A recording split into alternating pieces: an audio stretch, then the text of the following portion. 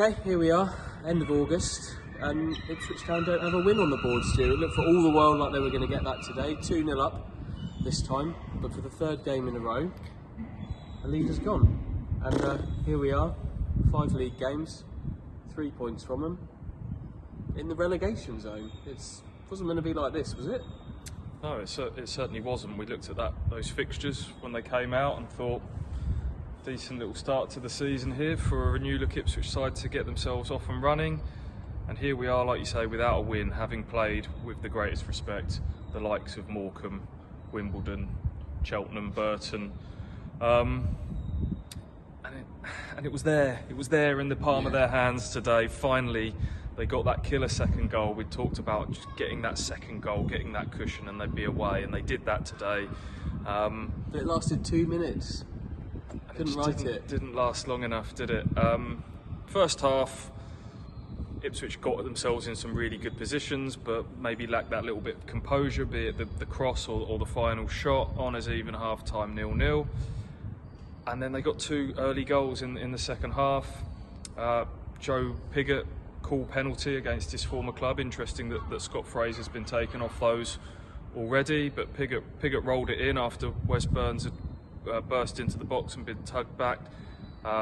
Less than 3 minutes later, Burns again runs onto a fine Kane Vincent-Young pass. Good finish across the goalkeeper. Here we go. And as you said, the lead didn't last long. They just needed 5-10 minutes, keep the ball, slow it down, enjoy the moment, and it didn't happen. And it was a set piece, the first of 2 set piece goals conceded. Yeah, a bit of a flick off Joe Pigott, and Lee Evans has kind of been isolated at the back post there with Hennigan, and I think, to be fair to Evans, he's maybe a little flat-footed, but actually that flick off Pigott I think did him in the flight. But at that point I was sitting next to our colleague Mike Bacon today, and about 5 minutes after that, and he kept saying to me, why does it feel like it's only 1-1?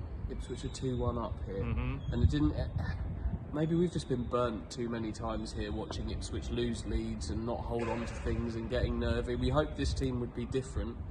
And then 6 minutes of stoppage time goes up. You think the job's done. They've seen off 5 of those, and then there we go. Another set piece. Another time with Hennigan getting free in the box. He did that a lot today. To be fair, he's a big boy and he wasn't looked after hugely well. Spilled by the goalkeeper, and Rodoni follows up. Like, you look around, desperate appeals there's appealing for something in there. I'm not entirely sure what they were appealing for, but nothing doing, and there we go. Yeah, it's nervy about here, isn't it? It gets nervy in the crowd, understandably so, as you say. This is years and years of frustration and false dawns that have built up, and so Paul Cook acknowledged this pre-match that it's up to him and the players to earn that trust from the fans, who do come to the ground with the best intentions to really back the team, and they do that. But it's hard when you keep getting these kind of gut-wrenching blows week after week, and it just feels like a club that's cursed at the moment, that all this change, and yet here we still are with sort of recurring themes. They left Hennigan, you're right, the big centre half. He's a handful, but he was left unmarked so many times. He'd scored the goal, as you say, an unfortunate flick off Pigott for the first one, but a couple of more warning signs after that where they left him free, and it just felt like, yes, Ipswich were getting more and more nervy. There was last-ditch blocks from several players, wasn't there? And in the end, as Paul Cook says, they succumbed, and I haven't seen it back. I've only seen it the once live, but it felt like a spill and a mistake from the goalkeeper, Hladky, who hasn't had the most convincing of starts, has he, to life at Ipswich Town? No, I'm the same. Only seen it once, but goalkeepers are there for big moments, aren't they? He didn't have an awful lot to do today. He did look nervy at times. There were a couple of moments kind of back-pedalling to pick up balls that looked like the wind had taken them a little bit, and you feared that he was going to get his legs tangled up with each other and somehow get past him, but it didn't.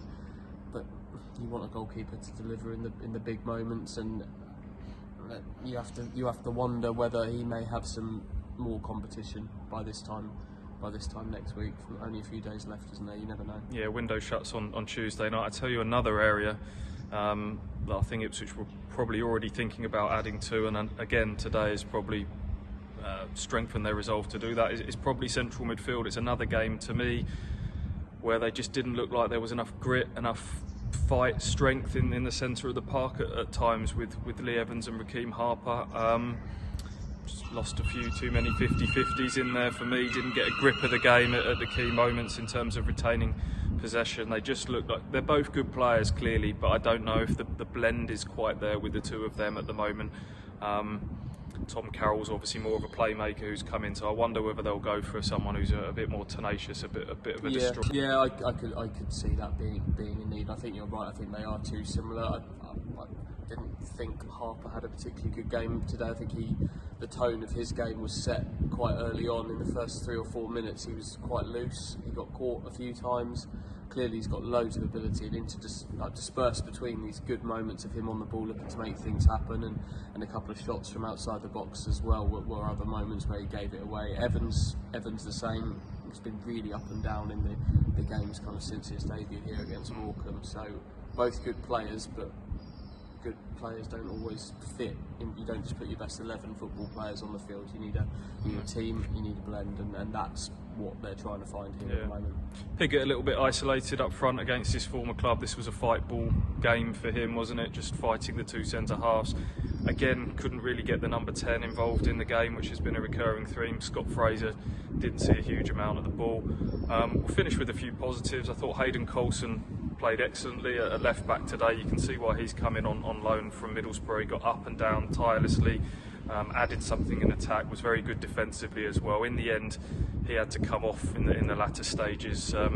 Standing ovation though. There was a serious standing ovation, it felt like, for a good display from him. Yeah, so hopefully that's not too big an issue. I think he's had COVID at the back end of pre-season. I think he's carrying a little bit of a knee problem as well. Hopefully that was just him running out of steam towards the end. Injuries are becoming an issue for Ipswich Town. We've seen Wes Burns go off in the second half today.